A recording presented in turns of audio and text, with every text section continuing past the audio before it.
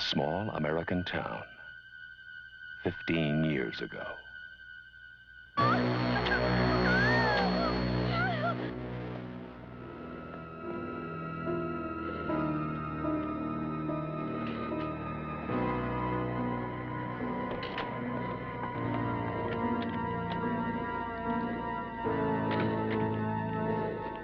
Michael? Halloween. What's the boogeyman?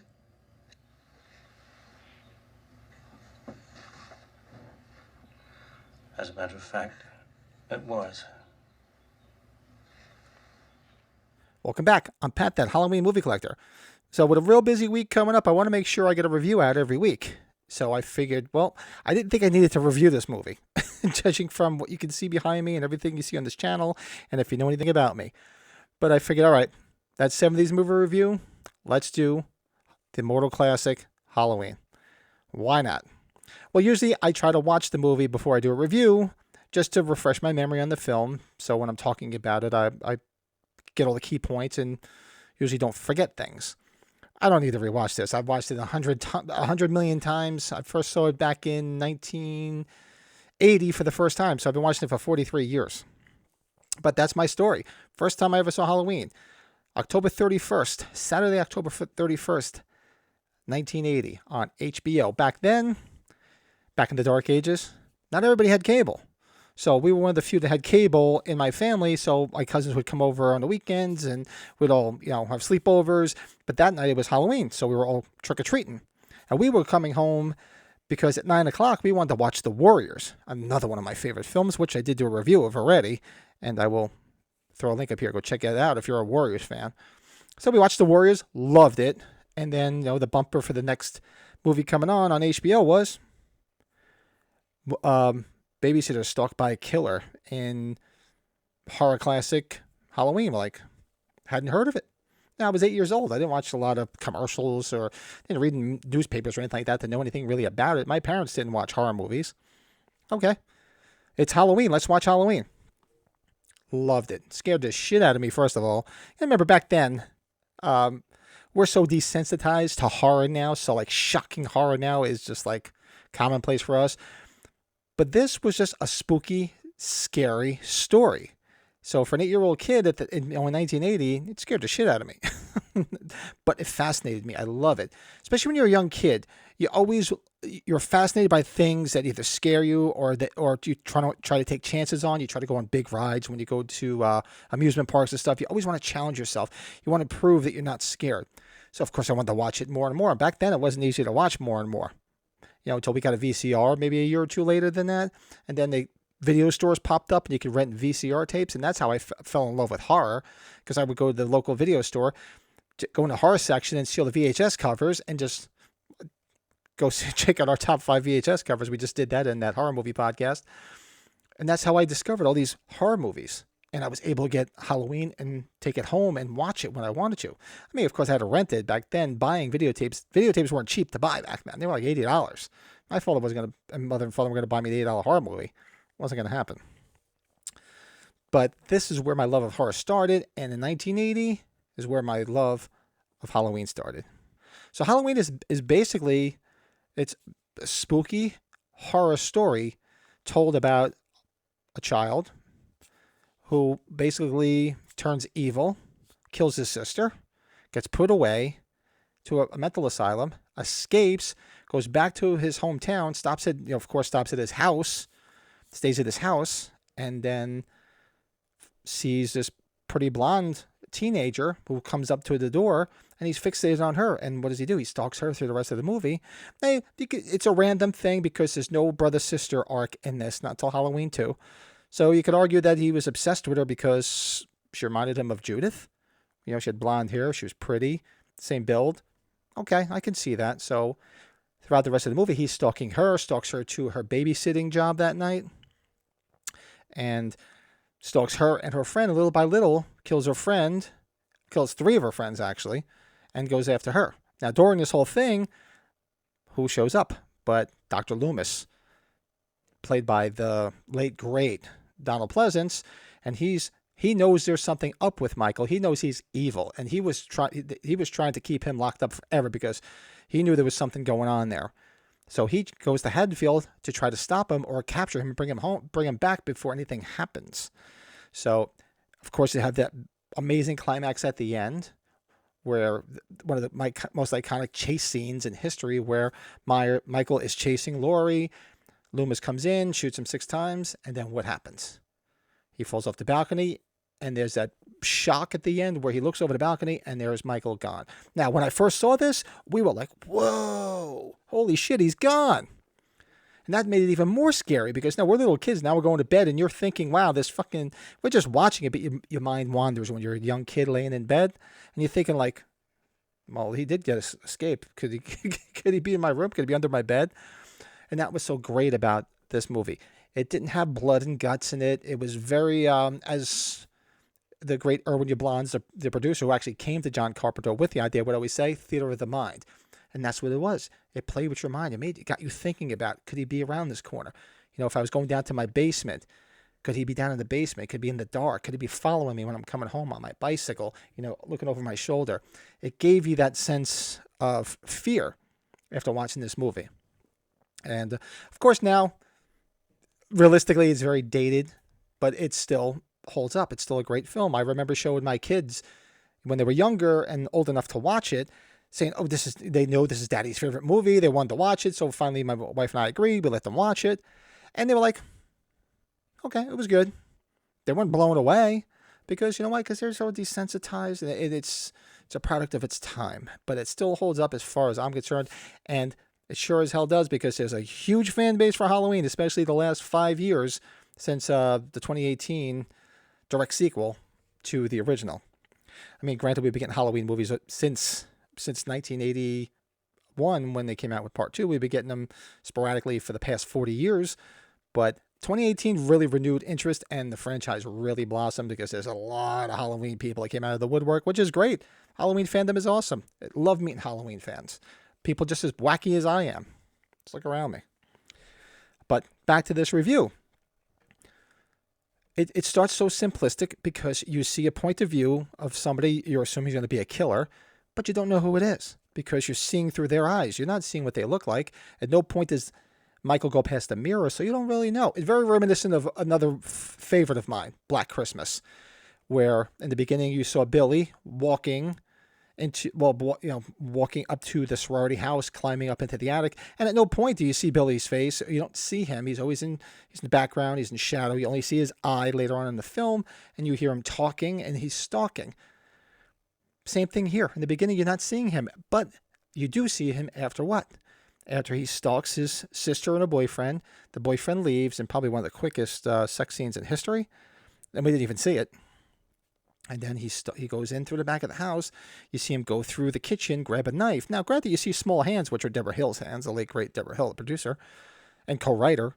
You see small hands. So, you know, if you didn't know anything about this movie, you'd be like, all right, whatever, who's this killer? Walks upstairs, grabs a clown mask. And you're like, wait a second, why did you put a clown mask on? Because you don't know it's a kid yet. I mean, obviously, if you saw some of the previews and everything, but if you went into this blindly, you'd be like, wow, who is this killer? And then he goes in and stabs Judith, his sister, the great Sandy Johnson. Walks outside, and then you get the reveal of who it is. It's a 6-year-old kid. Who would have thought it was a 6-year-old boy sitting there with his blank expression on his face? Why did he snap? We never find out. We never know why. And that is the beauty of it. It keeps you always wondering, like, what snapped in that kid's head to make him be a killer? Did evil just take him over? It was just crazy. Was he possessed? Now, of course, if you read the novelization, which came out after the film, there's a lot more backstory of why Myers is the way he is. And we do a book club on here on this channel. So we did do that Halloween movie book club where every other week, we would read the book and we'd talk about the different chapters and compare what is different from the novelization to the film. Go check it out. It was really cool because it's an eye-opener to watch the novelization because Michael actually talks, because people said he never talks. Well, in the novelization, he talks in the beginning, and there's a whole backstory of why he became the way he was, or the way he is. So go check it out. It's pretty cool. So now you flash to 15 years later. Now you see Donald Pleasance, Dr. Loomis, who is a psychiatrist, driving with Nurse Marion Chambers, Nancy Stevens, and they're going to pick him up because now he's to be tried as an adult at the age of 21. So he's turning 21. Or actually, he is 21. Because theoretically, I think in fandom, his birthday is actually October 19th, but it's never mentioned in the film, but that's like fandom and whatever. So he's 21. So they go to pick him up and see that, look, he's escaped. They get there, he attacks them. Well, they see a bunch of the patients walking around outside, so they know something's up. And of course, what happens when Dr. Loomis gets out is Myers jumps on in that iconic scene when Nick Castle jumps on top of the station wagon and tries to attack her, breaks the window with a wrench in his hand. Finally gets her out of it and steals the station wagon, the iconic station wagon. Drives to Haddonfield. How did he learn how to drive? That's another big mystery. But when you're evil, you can do a lot of things. Think about it. So now we're in the town of Haddonfield, and we're in Haddonfield, and it's just it's a nice fall day. It's Halloween, and now we're introduced to Laurie Strode, played by Jamie Lee Curtis. She's on her way to school. Dad asks, can you drop some keys off at the Myers house because they're going to sell it. Now we see the Myers house, and it's all dilapidated. It looks like shit because it's been abandoned because everybody thinks the house is haunted. Everybody probably had that spooky house in their town. We had one too. Everybody's got that spooky house in their town that no kid wants to go anywhere near. So she goes to drop the key off, and then that's where he sees her, and he's fixated on her. Now he begins to stalk her. So now you see Loomis is leaving Smith's Grove. Dr. Wynn is coming out and saying, if precautions weren't strong enough, why didn't you tell us? He's like, I've been telling everybody for years. Nobody's been listening. Just tell them exactly what the hell left to here last night. So he leaves because he's going to go to Haddonfield because he knows something's up. He knows he's evil, and he wants to make sure nothing happens. So he's on his way there. So then we flash to Laurie Strode. The first time she sees Michael is she's looking out the window in her classroom. She daydreams a little bit and just turns her head and looks out. Now, how freaky would that be? You see, look out the window. Everybody's looked out of a window when they were in school. They all got bored and daydreamed. You look out a window. Imagine looking out that window and seeing a station wagon there with a guy with a white mask with no features on it staring right at you. Now, nobody else looked out the window, obviously, because nobody else saw it. And then she turns away thinking, all right, well, maybe I just saw something. Looks back and he's still there staring at her, like looking through her soul.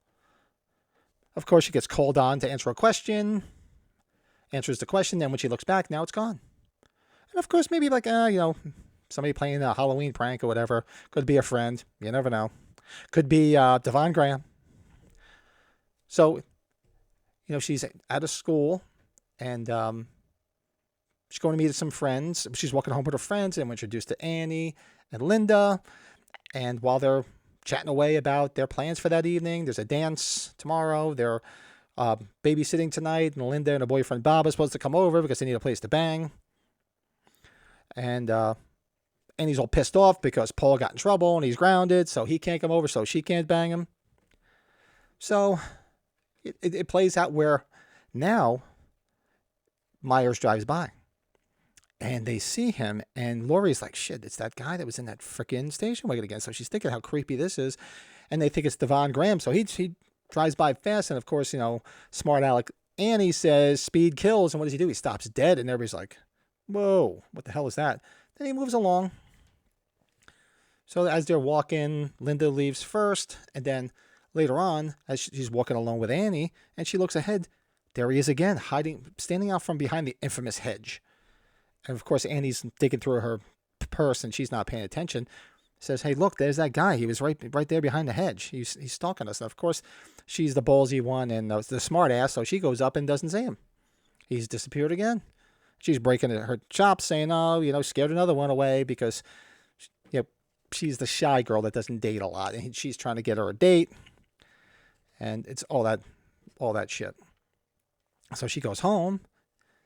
And what does Laurie do? She goes up into her room and she looks out the window, and there he is again, stalking her, standing behind a bunch of laundry. Now, at this point, first of all, I would tell my parents and say, look, there's some fucking guy that I've seen at school. He saw us after school. He was standing on a hedge spying on us. And now I just saw a guy in the backyard. Any logical person would have been like, there's something up here. I'd be like, Dad, something's going on. Some fucking guy's stalking me. But, this is a horror movie. You have to suspend disbelief because, just figure somebody's playing a trick on her. And he calls, and she hears this garbling on there, so she thinks now she's getting a prank call. And then, of course, hangs up, calls back. It's Annie saying, what's up? And she's telling her the story about somebody in the backyard. You're probably Mr. Riddle. Just dismissing it as nothing. And, of course, I'll pick you up later, 6:30, and because she's going to give her a ride because they're babysitting and it's across the street. They say it's it's 3 houses down, but it's actually directly across the street from each other, diagonal.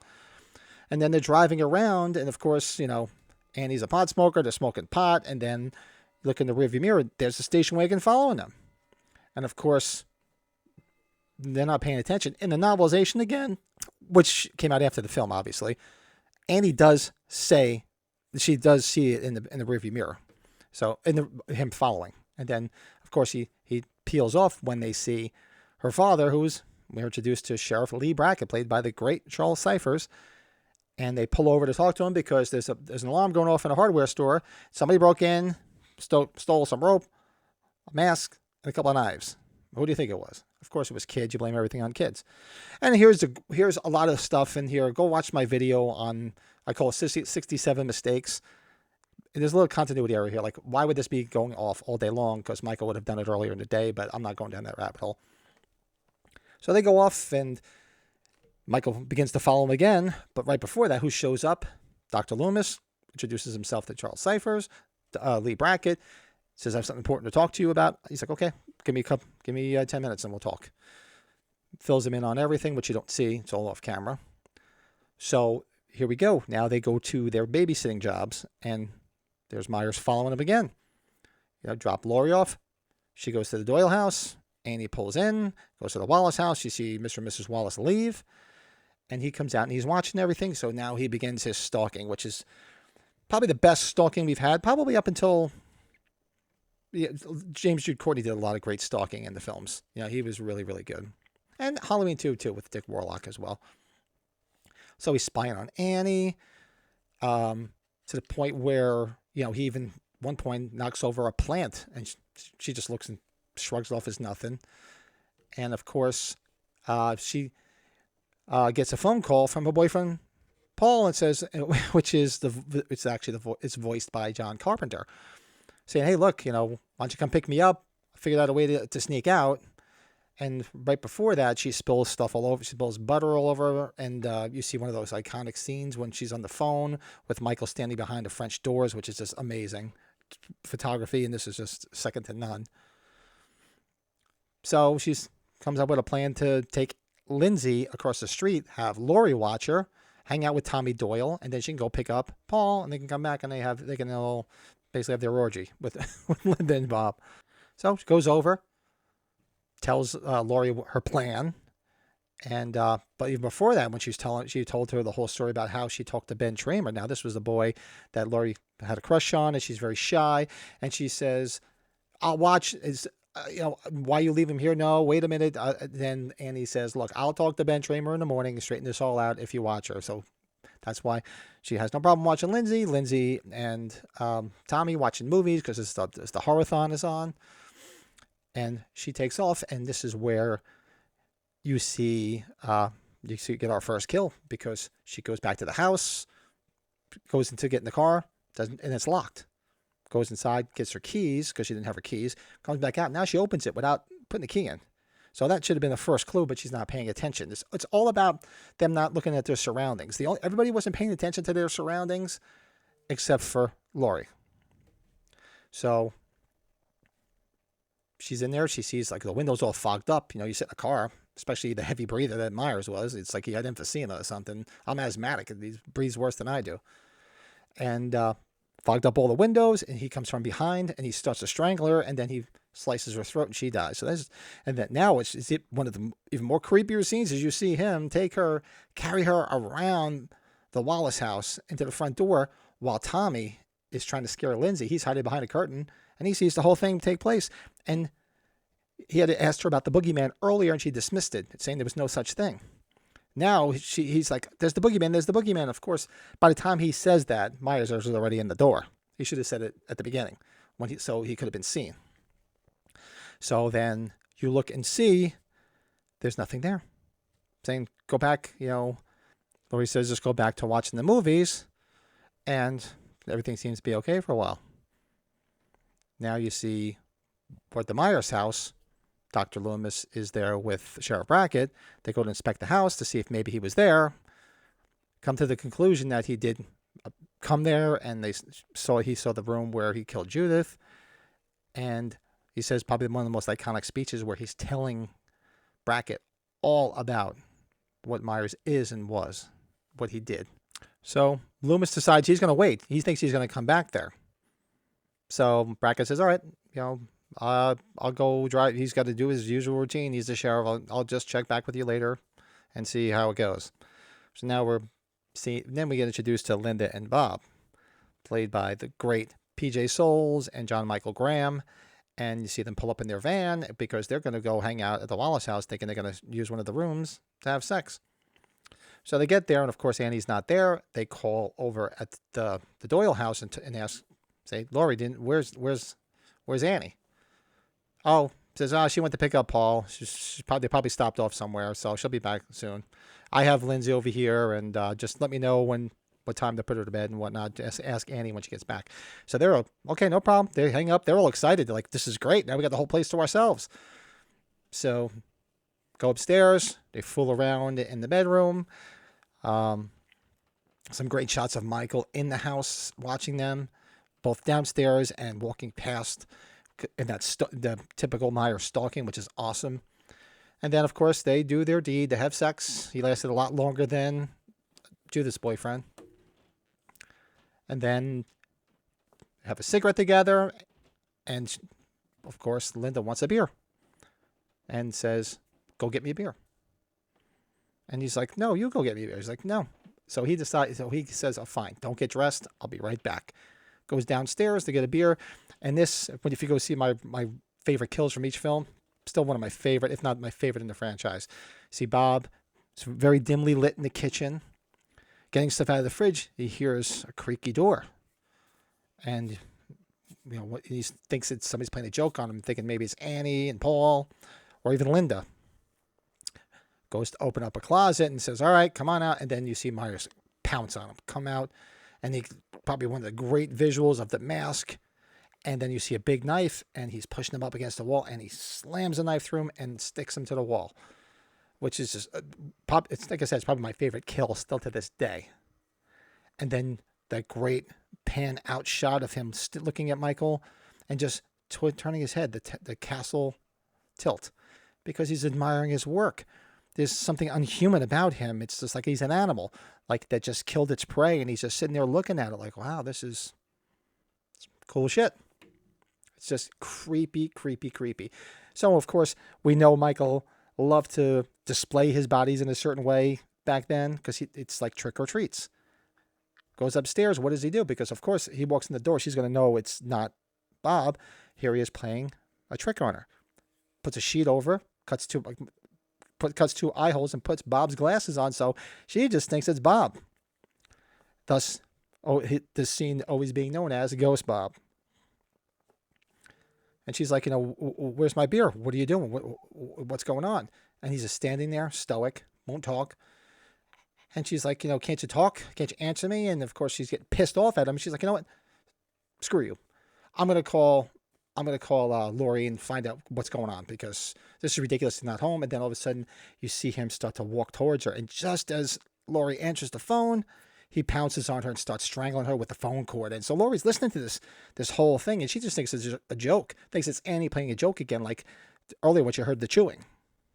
And then Laurie says one of the great lines, I'll kill you if this is a joke. Then it pans to, he's killed Linda. She's fallen to the ground. And you see him stand up, put the phone to his ear. And this is where you get your first real great glimpse of the mask. And it's still probably one of my favorite visuals of the mask ever. Just crazy shit. So now she's like thinking she's like, there's something weird. She's been followed all day long. She's got the creepy vibes. It's Halloween night.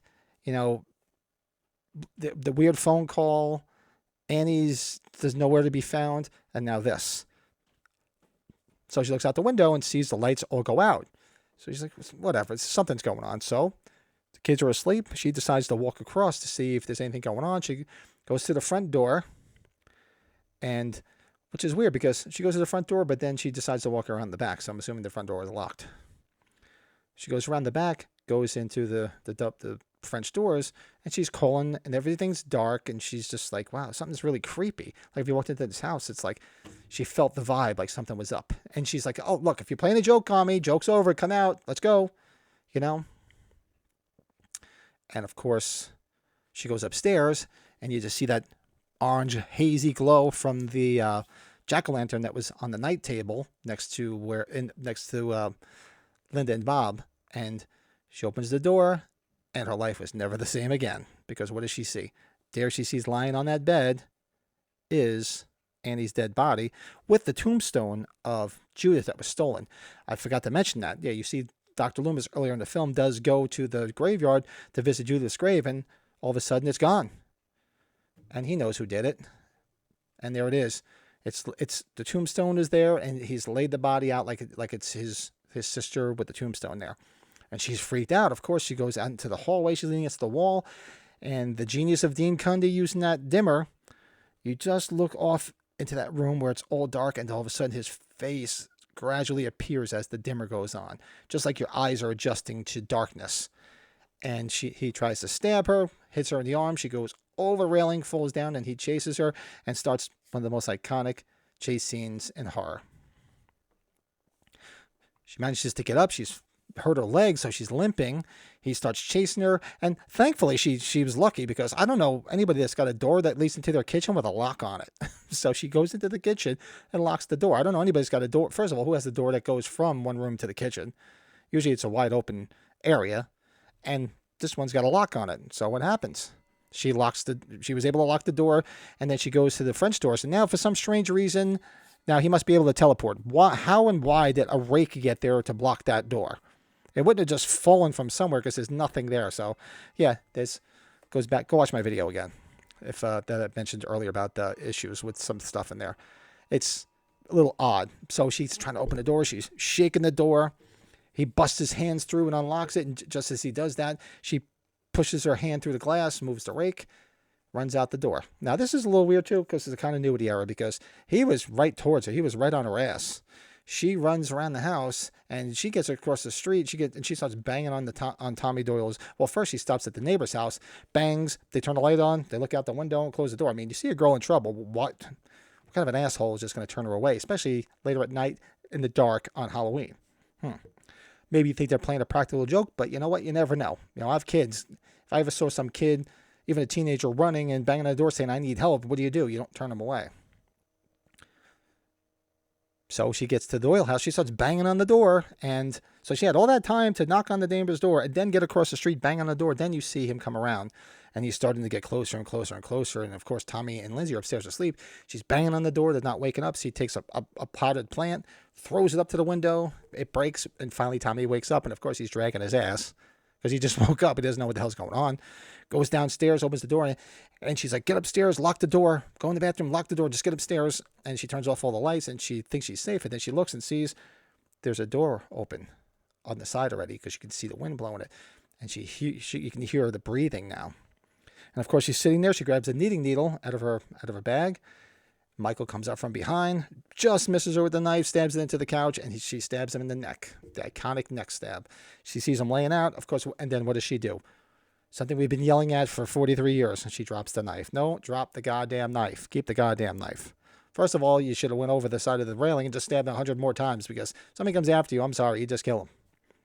Seriously, especially a guy dressed up in a mask. Come on, that's been stalking you all day. Just kill him. So she goes upstairs, tells the kids to unlock the door. It says, look, nothing to be afraid of. I killed him. And another great iconic scene, off her shoulder, you see him start to come up the stairs. And now he's standing at the top of the stairs. And she says, I killed him. And what does Tommy say? You can't kill the boogeyman. Looks up, and there he is. They scream, and he's right there chasing her again. Goes in. She tries to fake him out by opening the doors to the balcony. The kids are locked in the bathroom. She gets, of course, the worst place to be. Go inside the louvered double doors of a closet. So, of course, she ties some string, like I think a rope, not a rope, thing you'd have around your, a robe. Ties it around. I think that's what it is. And now, of course, he knows she's in there, so he breaks in, and she grabs a hanger and stabs him in the eye just as he's about to go get closer to her. Drops the knife, and she stabs him. He falls on the floor. He's laying out. And what does she do? She gets out, walks around, and what does she do? Drops the goddamn knife again. So, yeah. Gets the kids, said, look, go down the street to Mackenzie's house, tell them to call the police, tell them to come right over here. So they've run out the door screaming. And earlier on, Dr. Loomis, in another continuity error, is standing all night long outside the Myers house. Scares off a bunch of kids earlier in the film, in Lonnie Elam, Mickey, and Richie, but because they were all daring Lonnie to go into the haunted Myers house on Halloween night, and he's in the bushes going, "Get your ass away from there, Lonnie." And they run like hell, and he smiles, and of course he gets the shit scared out of him when Brackett comes up behind him. And he's telling him doesn't seem to be anything going on. He's like, "You have the wrong feeling, just take my word for it." He's like, "All right, more fancy talk." But later on, you just flash to Dr. Loomis, and he just happens to turn and look, and all of a sudden the station wagon's there. Another continuity error, because why didn't you see this earlier? Because theoretically the houses are down further, but I'm not going down that rabbit hole. So he's walking around. Brackett even pulls up and says, "Look, I went to the Myers house, didn't see you." He's like, "I found the car. It's 2 blocks down." So he's just, "You go around the back, I'll stay in the front and we'll look." So as he's walking, he sees Tommy and Lizzie come running out of the Doyle house screaming. So he's like, "All right, something's up. The door's wide open. Let's go investigate." He walks in, and just as he's walking upstairs, right before that, Laurie's sitting there leaning against the wall, of course, with her back to the killer. Why would you have your back to the killer? You're watching them all the time. But this is a horror movie. This is what they do. You see him in the iconic sit-up. He sits up, looks at her, and starts staggering towards her. Starts choking her. Just as Loomis comes up the steps, she's pulling the mask off, so he knows it's him because he sees his face. Shoots him, knocks him into the bedroom, and as he turns, he sees him standing there and unloads the gun. 5 more bullets to him. And he just pushes him back, falls off the balcony, you see him on the ground. You think, okay, this is good. Now, especially young me watching this as a kid, I'm like, wow, they killed him. Cool.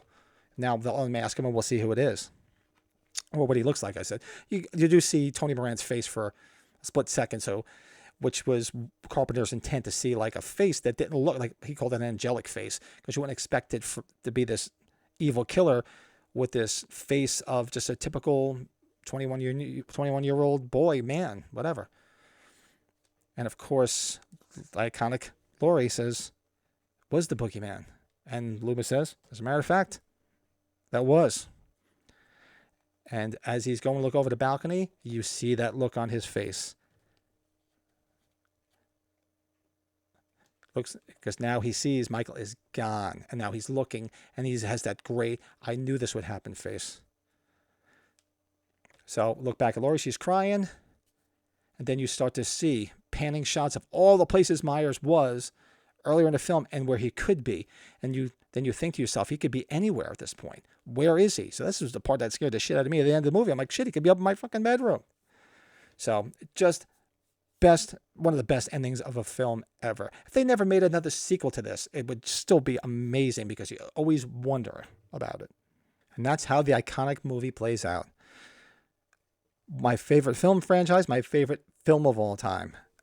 Just look around me. I've been collecting Halloween memorabilia for as long as there's been memorabilia. Back in the 80s, there was no memorabilia. All you had was the VHS and the beta tapes. And then later on, stuff started to trickle out. I have a lot of promotional stuff. I have tons of stuff. Go to my Instagram page. You'll see my whole collection. Every time I get something, I post it up there. And I've been in love with this film ever since. The way it's shot, the actors, it's cast perfectly. Such memorable characters. The pacing, the stalking, the build-up, because it builds up to that there's all this wide open space that he's following Laurie, starting from the Myers house. And little by little, he's stalking her, and basically getting her closer and closer and pinning her till she's cornered. So it's like this big space. It just goes all the way to the small closet that now she's fighting for her life in. And it's just amazing, that build-up. So this film, I could gush forever about this film. So I pretty much said exactly what it is. There's not much left to be said about it that hasn't been said by us Halloween fanatics. And so if I had to give this, I've been giving smiley face rankings, 1 through 5. There's going to be no surprise here. I'm sorry, this is a solid 5. 5 smiley faces for me. This is my favorite movie. It is just a perfect film, and not much more to be said about it. That's why I was almost teetering on not even doing a review of this. It's like, why should I? Because you know it's going to be a 5. You know I love everything about it, and I can just talk it forever and ever like I usually do. So I have a horror movie podcast on here where we're always incorporating Halloween stuff. We do watch-alongs of all the Halloween movies around Halloween time. Everything is Halloween every day. Believe me. Oh, my family has head up to here. Believe me. It's always Halloween here. Whether it's the middle of the summer like it is now or it's the fall, it's always Halloween. So that is my review of my favorite film, John Carpenter's classic, Halloween, 1978. What would you give it? Yeah, not everybody's a big Halloween fan. I know a lot of people that also, when we did our Halloween rankings, some people put 4 up there because it's very subjective what's your favorite in this franchise. And it's usually the movie that, what I usually call it is the gateway drug. Is the first movie you see in that franchise tends to be your favorite. So some younger people than me walked in the door, their gateway drug was Halloween 4. And they put that up at the top, which I love. It's a great sequel. Some people put Halloween 2 before Halloween 1. And that's great too. Some people, like my buddy Joe, or some other people say like their favorite is Halloween 1 and 2 because if you put them back to back, it's like one long film. So it's hard to put one in front of the other. But let me know where it stands with you. What is your favorite Halloween movie in the franchise? Would you give this 5 stars, or what would you give this film? Just coming from something that it may not be your favorite film, but you're a casual fan, you do like it. What's your ranking? Let me know in the comments below. So that's this week's That 70's Movie Review. Make sure you like this video, especially all you Halloween fans out there. I know there's plenty of you because I got a lot of Halloween fans and friends that hang out. Looking forward to H45. So if you are going to H45 in Pasadena, I will be there with my 2 knucklehead buddies from that horror movie podcast. We're at the Sheridan right next door to the convention center. So if you see our ugly mugs, be sure to come up and say hello to us and say, look, we're Halloween fanatics just like you. Well, obviously, if you're going to H45, you got to be a Halloween fanatic to do this. Make sure you subscribe to the channel. Helps a brother out. Don't cost nothing. Maybe you'll find some other shit on here that you like. There's a lot of shit on this channel. There's Halloween shit. There's other horror shit. There's comedy shit. There's music shit. There's just a lot of shit. So if you jump in on this channel, you're going to step in a lot of shit. So make sure you subscribe. And until next week's That 70's Movie Review, I'll talk to you soon.